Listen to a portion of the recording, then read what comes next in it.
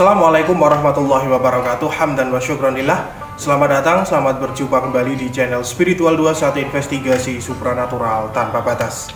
Yaman itu adalah sebuah negara yang paling selatan di Jazirah Arab.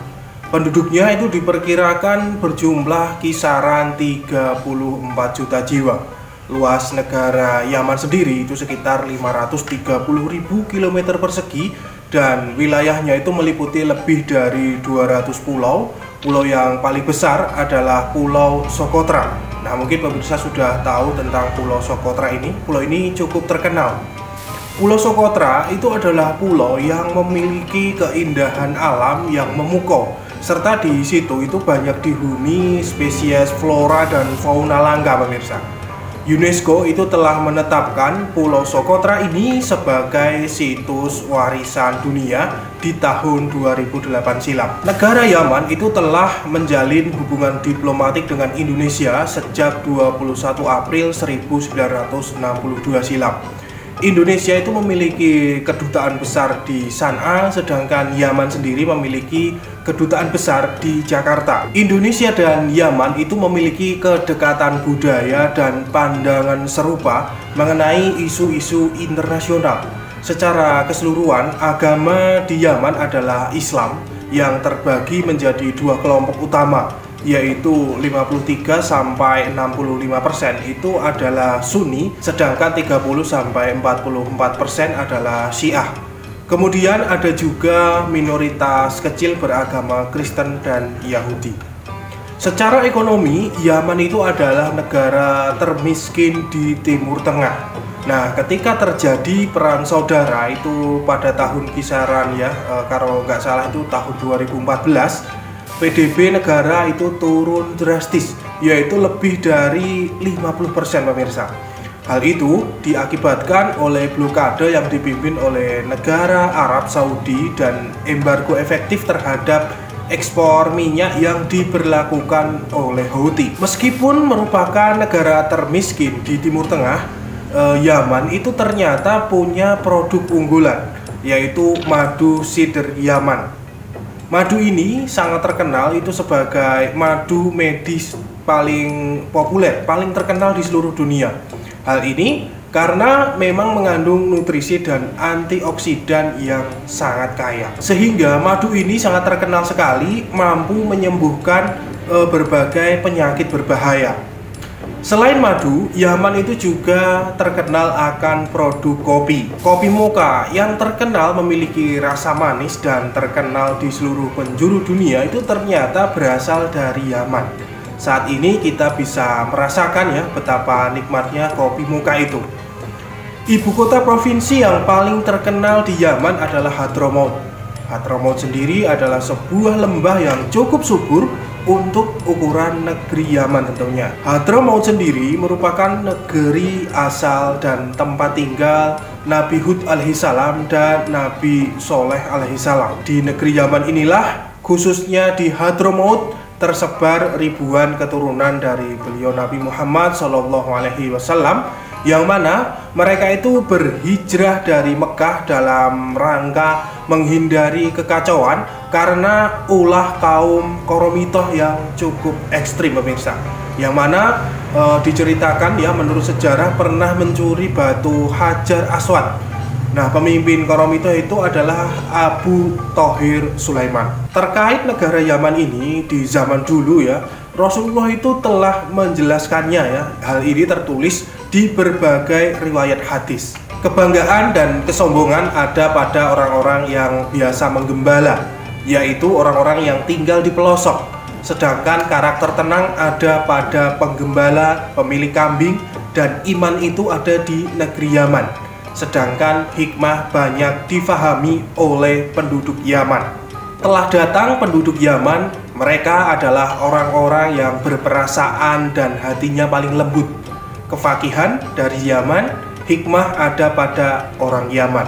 Nah, pemirsa sekalian, dari kedua hadis sahih tadi Sahih Bukhari, dapat kita pahami bahwa keimanan itu ternyata keimanan yang paling baik yang cukup baik itu ada di Yaman. Kemudian ilmu fikih ilmu fikih juga banyak sekali tersebar di Yaman, dan juga berbagai ilmu hikmah ada di negara Yaman.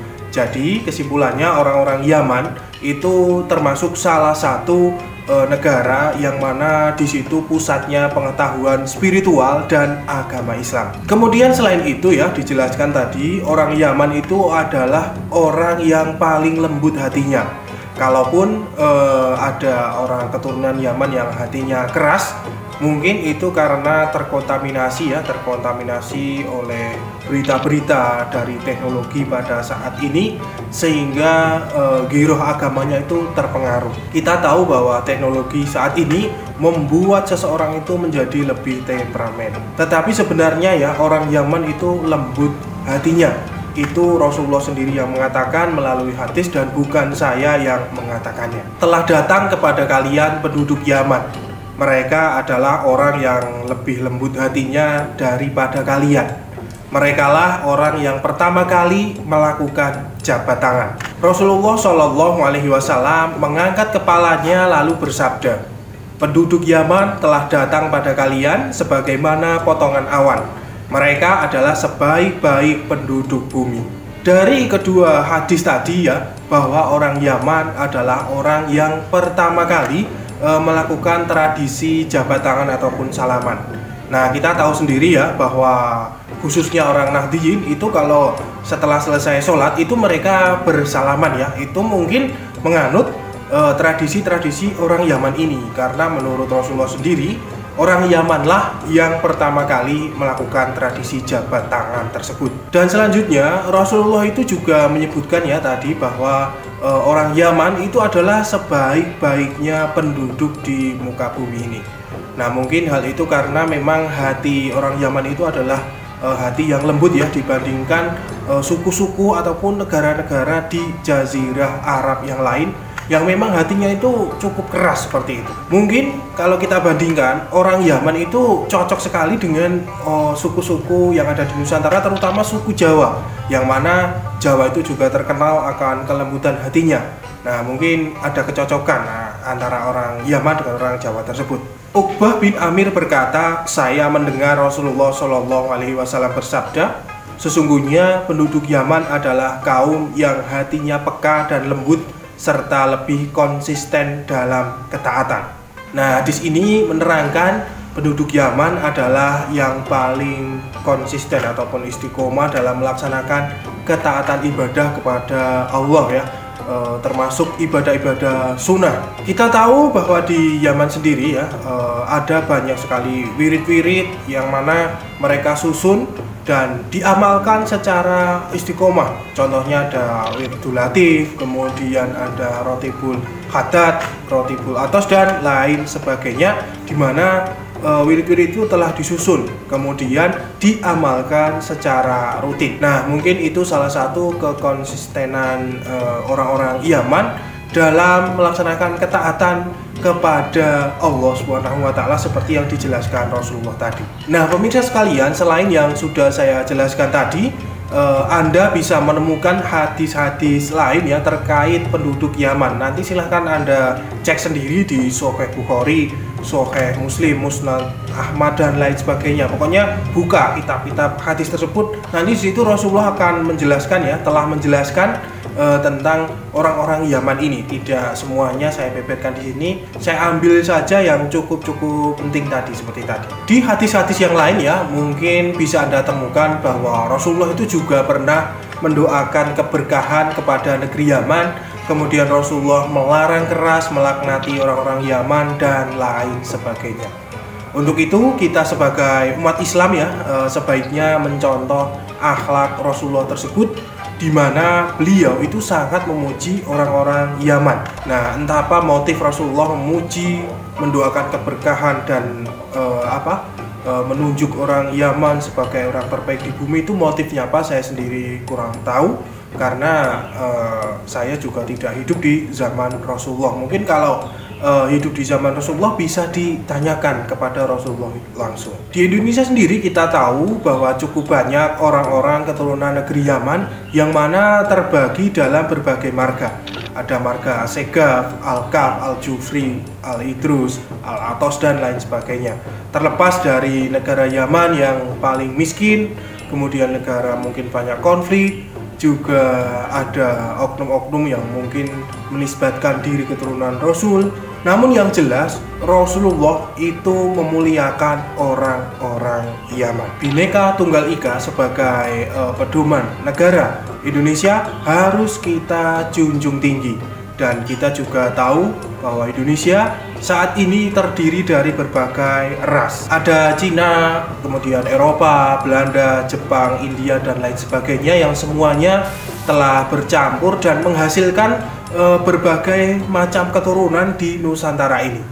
Hilangkan sifat-sifat rasis dalam diri kita, karena itu tidak diajarkan oleh Rasulullah. Rasulullah tidak mengajarkan rasis, membenci, ataupun permusuhan kepada siapapun. Meskipun ya di semua ras tersebut tentu ada oknum-oknum yang memang tidak bertanggung jawab. Kalaupun ada oknum, maka yang ditindak adalah oknum-oknum tersebut, bukan menggeneralisir itu semua ras. Contohnya mungkin ada beberapa orang Cina yang berbuat mesum ataupun mencuri. Nah, itu tidak semua lantas kita benci suku Cina atau ras Cina yang ada di Indonesia ini. Semoga siapapun yang melihat video ini bisa membuka hatinya, jangan gampang terprovokasi oleh orang-orang yang mana orang-orang ini mengatasnamakan agama, kemudian mengatasnamakan pribumi dan juga Nusantara. Tetapi mereka itu sebenarnya adalah pemecah belah, perusak tatanan Pancasila dan perusak tatanan agama di Nusantara ini.